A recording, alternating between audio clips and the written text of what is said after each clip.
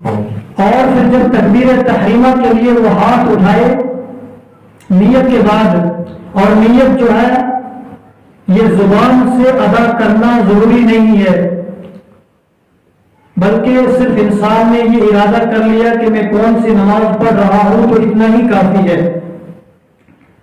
جب تکبیر تحریمہ کے لیے ہاتھ اٹھائیں تو میں نے عرض کیا تھا کہ بہت سے حضرات بلکہ ہم سب اس میں غلطیاں کرتے ہیں، کوتاہیاں کرتے ہیں کہ نماز ادا کرنے کے لیے جب ہم تکبیر تحریمہ کے لیے ہاتھ اٹھاتے ہیں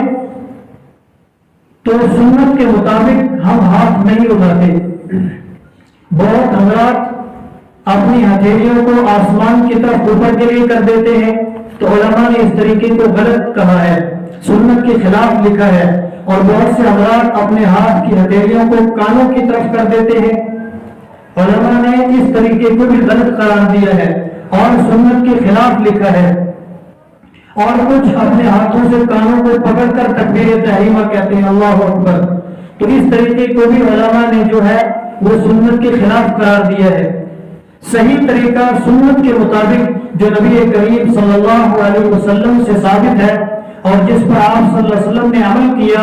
صحابہ کرام نے عمل کیا، اکابرین نے جس پر عمل کیا، وہ طریقہ یہ ہے کہ جب انسان نماز پڑھنے کے لیے کھڑا ہو اور جب وہ تکبیر تحریمہ کہے تو تکبیر تحریمہ کے لیے ہاتھ اٹھانے کے وقت انسان کے ہاتھ کی ہتھیلیاں جو ہے سیدھی قبلے کی طرف ہونی چاہیے، اور یہ انگوٹھے جو ہے یہ کانوں کی لو کے برابر آ جانے چاہیے، یہ سیدھے قبلے کی طرف ہاتھ کرے، اللہ اکبر۔ یہ صحیح طریقہ علماء کرام نے لکھا ہے۔ اور یہ بھی لکھا ہے کہ اگر کوئی غلط طریقے سے ہاتھ اٹھاتا ہے، مثلا کسی نے ہتھیلیاں کان کی طرف کر لی یا آسمان کی طرف کہہ کر یا کانوں کو پکڑ کر اللہ اکبر کہہ کر نماز شروع کر دی، تو اس سے نماز ہو جائے گی، نماز میں کمی نہیں آئے گی۔ ایسا نہیں ہے کہ اس انسان کی نماز فاسد ہو جائے گی یا اس کی نماز سرے سے ہوگی ہی نہیں، بلکہ سنت طریقے کے خلاف ہوگی، اور سنت پر عمل کرنے کی وجہ سے جو اس کو ثواب ملنا تھا وہ حاصل نہیں ہوگا،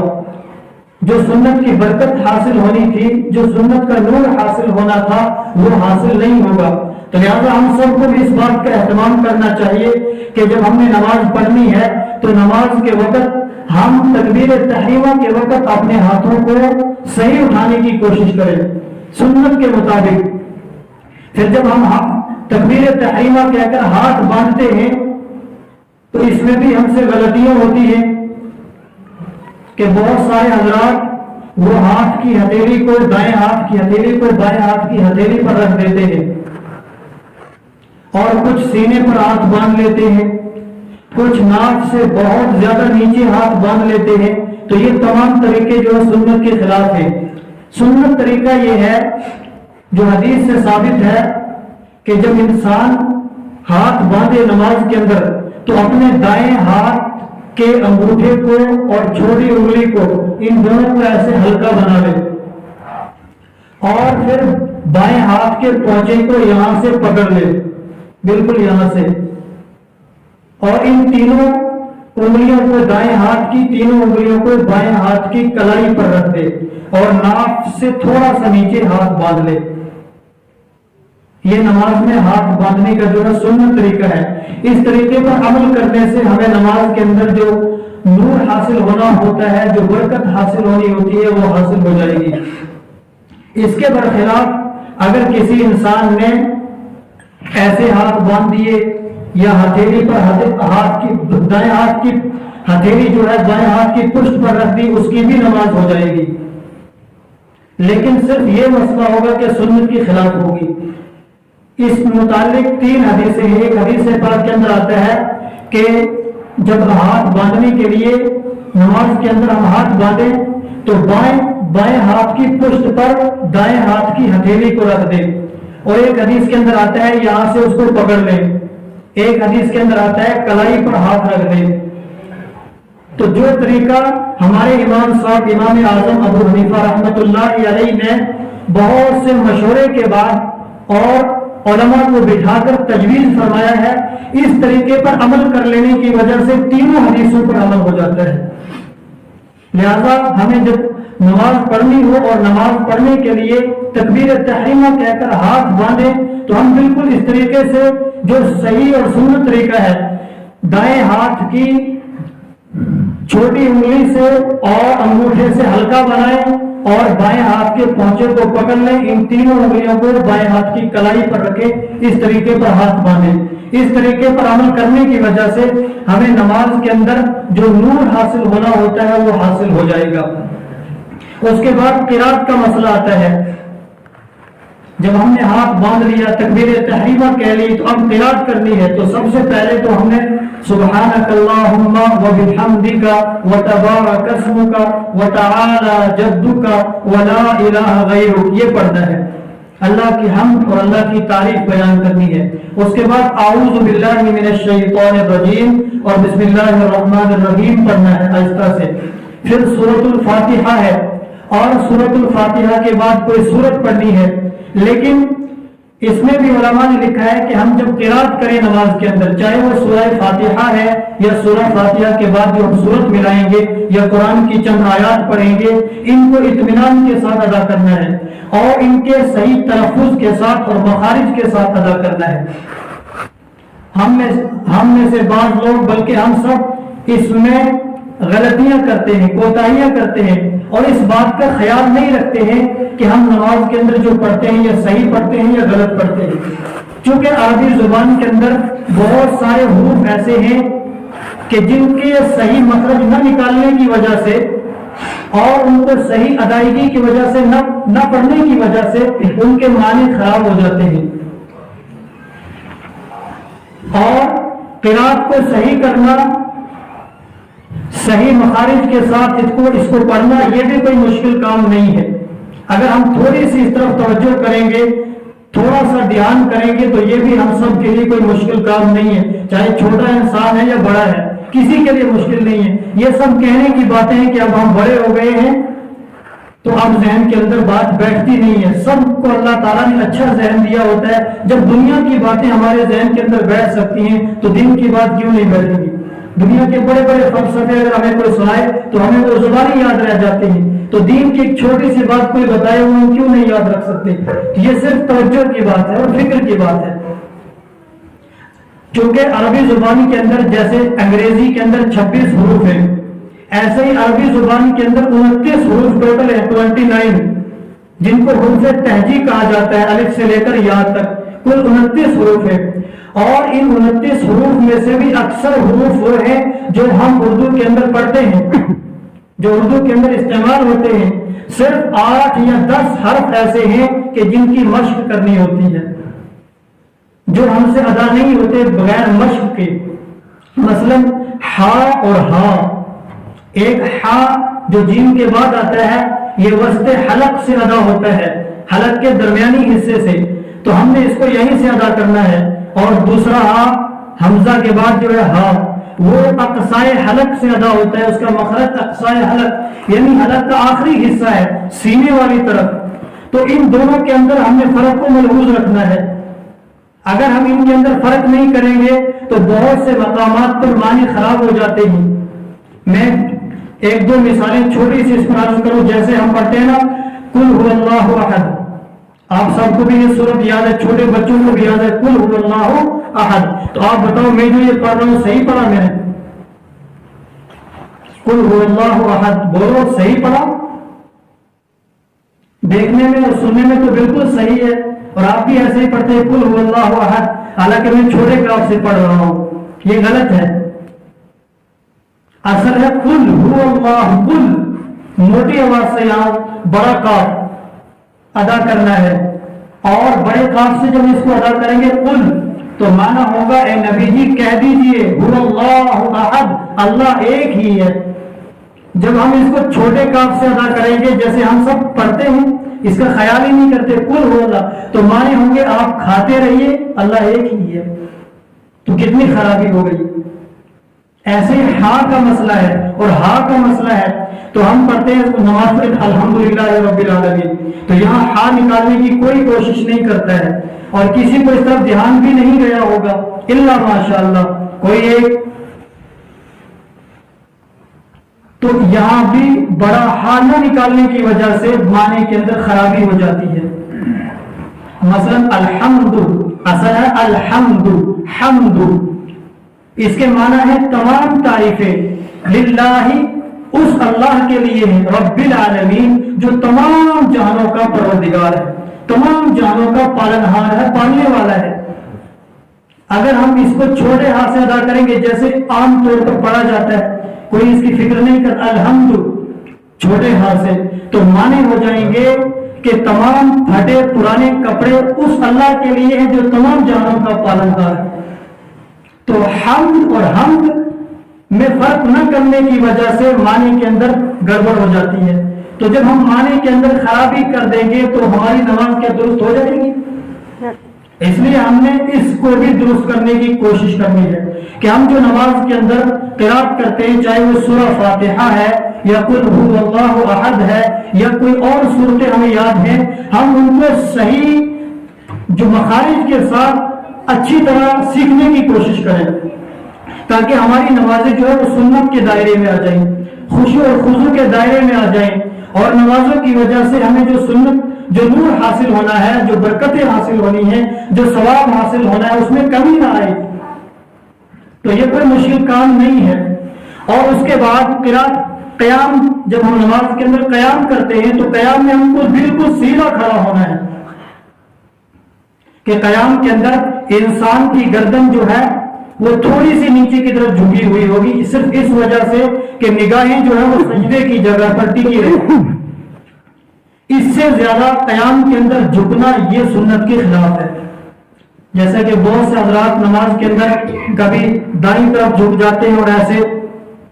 ہاتھ باندھے ہوئے ہوتے، کوئی بائیں طرف جھک جاتے ہیں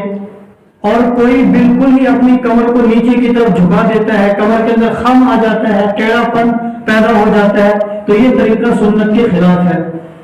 اس طریقے پر نماز پڑھنے کی وجہ سے نماز تو ہوگی لیکن سنت حاصل نہیں ہوگی، نماز کا جو نور ہے وہ حاصل نہیں ہوگا. لہذا جب ہم قیام کریں تو قیام کی حالت میں ہمیں چاہیے کہ ہم بالکل سیدھے کھڑے ہوں. اور نماز کے اندر چونکہ اللہ نے جیسے قرآن کے اندر ایک جگہ حکم فرمایا وَقُومُوا لِلَّهِ قَانِتِينَ کہ تم اس طرح نماز کے اندر کھڑے ہو جاؤ کہ بالکل بے حس اور بے حرکت، کہ بالکل بھی نماز کے اندر ہلنا نہیں ہے. اور ہم میں سے بعض حضرات کچھ یوں ہلتے ہیں، کچھ اس طرح ہلتے رہتے ہیں اور کچھ اپنی رومال مبارک سے پسینہ پوچھتے رہتے ہیں گرمی کے موسم میں، کچھ کبھی داڑھی پر ہاتھ پھیرتے ہیں، کبھی سر پر ہاتھ پھیرتے ہیں، کچھ کبھی کپڑوں کو درست کرتے رہتے ہیں. یہ تمام طریقے جو ہے اس قنوت کے خلاف ہیں جس کا اللہ تبارک و تعالیٰ نے قرآن مجید کے اندر حکم دیا ہے.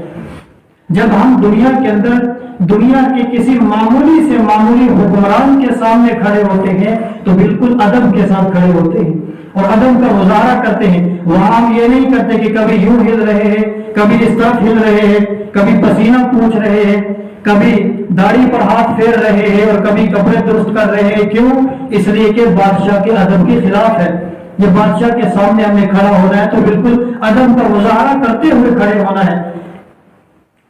تو وہ اللہ، وہ تو بادشاہوں کا بادشاہ ہے، وہ تو حاکموں کا حاکم ہے. جب ہم اس کے دربار کے اندر کھڑے ہوں تو ہمیں اس طرح کی بیجا حرکتیں کرنا کیا یہ زیب دیتی ہیں؟ کیا یہ مناسب ہے؟ لہذا جب قیام کے اندر ہم نماز کے اندر کھڑے ہوں تو بالکل انسان کو چاہیے سیدھا چپ چاپ اور قانت بن کر کھڑا ہو جائے اور اس قوت پر عمل کرے جس کا اللہ تبارک و تعالیٰ نے حکم دیا ہے. پھر قیام کے بعد جو ہے رکوع کا مرحلہ آتا ہے کہ جب انسان رکوع کے اندر جائے تو انسان کے یہ ہاتھ جو ہے بالکل سیدھے ہونے چاہیے اور گھٹنے بھی سیدھے ہونے چاہیے. ہاتھوں کی انگلیوں کو کھول کر آپ گھٹنوں کو کس کر پکڑ لے اور کمر کو بالکل سیدھی برابر کر لے کہ کمر کے اندر خم نہیں آنا چاہیے، ٹیڑھا پن نہیں رہنا چاہیے. یہ اصل سنت طریقہ ہے نماز کے اندر رکوع کرنے کا. بہت سے حضرات جب وہ رکوع کرتے ہیں تو رکوع کے اندر جا کر معمولی سا اشارہ کر کے کھڑے ہو جاتے ہیں، کیونکہ رکوع کے بعد جب انسان 3 مرتبہ سبحان ربی العظیم رکوع کے اندر کہتا ہے تو پھر سمیع اللہ لمن حمدہ کہہ کر کھڑا ہوتا ہے، اور اس کھڑے ہونے کو رکوع سے جو کھڑا ہونا ہے اس کو قوما کہتے ہیں۔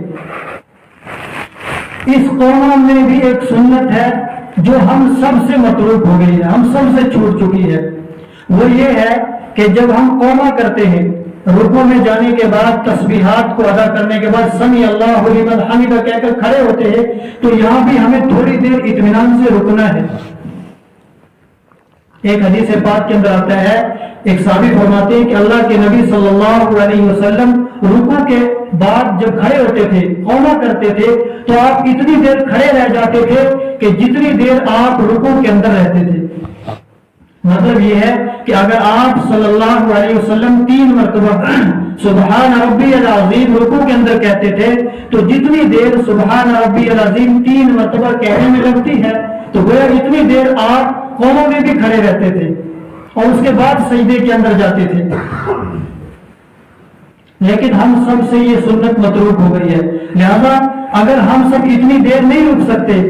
جتنی دیر 3 مرتبہ سبحان ربی العظیم کہا جاتا ہے، کم از کم ہم اطمینان کے ساتھ کھڑے ہو جائیں اور اس کے بعد سجدے کے اندر جائیں۔ ایک حدیث پاک کے اندر آتا ہے اللہ کے نبی صلی اللہ علیہ وسلم جب رکوع سے کھڑے ہوتے تھے قوما کے لیے تو آپ قوما کے اندر بھی کچھ پڑھا کرتے تھے،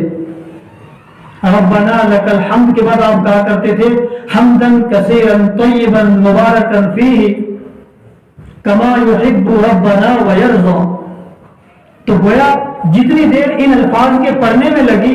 تو وہ اتنی دیر آپ صلی اللہ علیہ وسلم رکوع کے بعد قوما میں بھی کھڑے رہتے تھے، پھر سجدے کے اندر جاتے تھے۔ لہذا ہمیں بھی اس بات کا اہتمام کرنا ہے جب ہم رکوع کریں اور رکوع کی تسبیحات سے فارغ ہونے کے بعد جب ہم قوما کریں تو قوما میں کم از کم اطمینان سے کھڑے ہو جائیں۔ فقہائے کرام نے لکھا ہے کہ اگر کوئی شخص رکوع کرنے کے بعد سیدھا کھڑا نہیں ہوا تھا، اس نے پوری طرح قیام نہیں کیا اور رکوع سے یوں اوپر ہوا اشارہ کرتے ہی فوراً سجدے کے اندر چلا گیا تو ایسے شخص کی نماز واجب الاعادہ ہے، اس کی نماز نہیں ہوئی، اس نماز کو دوبارہ لوٹانا واجب ہے۔ تو اگر ہم سب میں سے کوئی اس طرح نماز پڑھتا ہو تو اس کو سوچ لینا چاہیے کہ اس نے جتنی نمازیں پڑھی اس کی نمازوں کا کیا ہوگا۔ لہذا ہم نے اس بات کا اہتمام کرنا ہے کہ جب ہم رکوع سے اٹھے تو اطمینان کے ساتھ قیام کریں، اطمینان کے ساتھ قوما کریں، اس کے بعد سجدے کا مرحلہ آتا ہے۔ جب رکوع میں ہم نے 3 مرتبہ سبحان ربی العظیم کہا اور پھر سمیع اللہ لمن حمدہ کہہ کر ہم نے قوما کر لیا تو اب رکوع کرنا ہے نا، سجدہ کرنا ہے نا، تو سجدے کا نمبر آتا ہے۔ تو سجدے میں جانے کا سنت طریقہ کیا ہے؟ سجدے میں جانے کا سنت طریقہ یہ ہے کہ انسان جو ہے سب سے پہلے اپنے گھٹنے زمین پر رکھے اور نیچے کی طرف جاتے ہوئے گھٹنے زمین پر رکھنے سے پہلے کمر کو جھکائے نہیں، پہلے سے ہی کمر کو جھکا کے سجدے کے اندر نہیں لے جانا ہے، بلکہ سجدے میں جانے کی ترتیب حدیث پاک کے مطابق یہ ہے کہ جب ہم سجدے کے اندر جائیں سب سے پہلے ہمارے گھٹنے زمین پر لگنے چاہیے اور گھٹنوں کے بعد ہمارے ہاتھ کی ہتھیلیاں زمین پر ٹکنی چاہیے، اس کے بعد ہمارا ناک زمین پر ٹکنا چاہیے، آخر میں پیشانی زمین پر ٹکنی چاہیے۔ اس کو آسانی کے ساتھ یاد رکھنے کے لیے آسان سا فارمولہ یہ ہے کہ انسان کے جسم کا جو عضو زمین سے زیادہ قریب ہے پہلے وہی زمین پر رکھنا ہے۔ تو جب ہم سجدے کے اندر جائیں گے تو سب سے قریب پہلے کون سی چیز ہے؟ گھٹنے ہیں، لہذا ہم نے گھٹنے پہلے رکھنے ہیں، اور اس کے بعد کون سی چیز زیادہ قریب ہے؟ ہاتھ ہے، ہاتھوں کی ہتھیلی تو پھر ہم نے ہاتھ کی ہتھیلی کو رکھنا ہے، اور اس کے بعد ناک زیادہ قریب ہے تو پھر ہم نے ناک کو رکھنا ہے، آخر میں پیشانی کو رکھنا ہے، اور جب ہم اوپر کے لیے اٹھتے ہیں تو اس کے برعکس کرنا ہے۔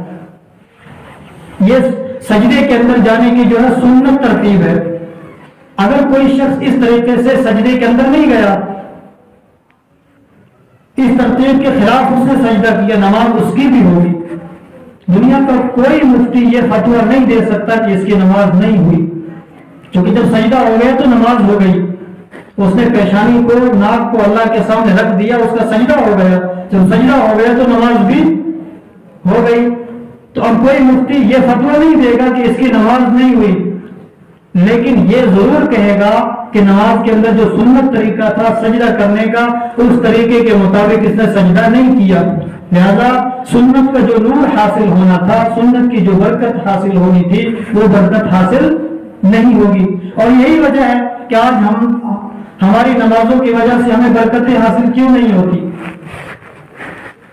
ہمیں مدد حاصل کیوں نہیں ہوتی، اللہ کی طرف سے ہمارے کسی کام کے اندر مدد کیوں نہیں آتی؟ حالانکہ قرآن میں تو حکم ہے یا ایھا الذین آمنوا استعینوا بالصبر والصلاۃ، کہ اے ایمان والو آپ نماز کے ذریعے سے اور صبر کے ذریعے سے اللہ سے مدد طلب کرو۔ تو ہم تو کرتے ہیں مدد طلب، لیکن مددیں کیوں نہیں آتی؟ ہماری نماز ہی سنت کے مطابق نہیں ہے، ہم نے نماز کو ہی نماز نہیں بنایا ہے۔ لہذا میں نے عرض کیا کہ سجدے کے اندر جانے کی سنت ترتیب یہ ہے کہ انسان کے جسم کا جو عضو زمین سے زیادہ قریب ہے پہلے اسی کو سجدے کے اندر رکھا جائے، اور پھر اطمینان کے ساتھ سجدے کے اندر ہم 3 مرتبہ سبحان ربی الاعلی، سبحان ربی الاعلی نہایت ہی اطمینان کے ساتھ اور محبت کے ساتھ، قدر کے ساتھ، اللہ کی محبت کو دل کے اندر رکھتے ہوئے کہیں۔ اس لیے کہ علماء کرام نے لکھا ہے کہ سجدہ یہ ایک ایسی چیز ہے کہ اس کے علاوہ کوئی اور ذریعہ ایسا نہیں ہے کہ جس سے ہمیں سب سے زیادہ اللہ کا قرب حاصل ہو۔ تو انسان کو سب سے زیادہ اللہ کا قرب جو حاصل ہوتا ہے وہ سجدے کی حالت میں ہوتا ہے۔ جب انسان سجدے کے اندر جاتا ہے تو انسان کے جسم کے جتنے عضو ہیں وہ تمام کے تمام سجدے کے اندر جھکے ہوئے ہوتے ہیں۔ تو جب انسان کے تمام اعضاء سجدے کے اندر ہوں گے تو پوری کائنات اس انسان کے آگے جھکی ہوئی ہوتی ہے، اور اللہ کا سب سے زیادہ قرب انسان کو سجدے کی حالت میں حاصل ہوتا ہے۔ اسی وجہ سے بعض فقہاء کرام نے فقہ کی کتابوں میں یہ مسئلہ لکھا ہے کہ جب عورتیں نماز پڑھیں تو انہوں نے اگر اپنے بالوں کا جوڑا باندھ رکھا ہو تو ان کو چاہیے کہ نماز کے وقت پردے کا اہتمام کرتے ہوئے اپنے بالوں کے جوڑے کو کھول دیں، تاکہ جب وہ نماز کے اندر سجدے میں جائے تو اس کے بال بھی جو ہے سجدے میں گر جائیں۔ اگر جوڑا باندھا ہوا ہوگا تو بال اوپر کی طرف کھڑے رہیں گے تو وہ سجدے میں نہیں جا پائیں گے۔ تو اس لیے عورتوں کو چاہیے کہ نماز کے وقت اپنے بالوں کے جوڑے کو کھول دے پردے کا اہتمام کرتے ہوئے، تاکہ بال بھی سجدے کی طرف گر جائیں، نیچے کی طرف جھک جائیں، اور ان کو بھی سجدے کے انوارات اور سجدے کی برکات حاصل ہو جائے۔ اللہ کے نبی صلی اللہ علیہ وسلم معراج پر تشریف لے گئے، اور اللہ تبارک و تعالی نے آپ صلی اللہ علیہ وسلم کو وہ مقام عطا فرمایا کہ جو اس سے پہلے کسی کو عطا نہیں کیا اور نہ کسی کو عطا ہو سکتا ہے، اور آپ صلی اللہ علیہ وسلم کو اللہ تعالیٰ نے اس مقام تک پہنچا دیا جہاں جبریل علیہ السلام بھی نہیں پہنچ سکے۔ جب اللہ تبارک و تعالیٰ سے ہم کلام ہو گئے، ملاقات ہو گئی، تو اللہ کے نبی صلی اللہ علیہ وسلم نے اللہ تعالیٰ سے عرض کیا کہ یا باری تعالیٰ، اے بار الہ،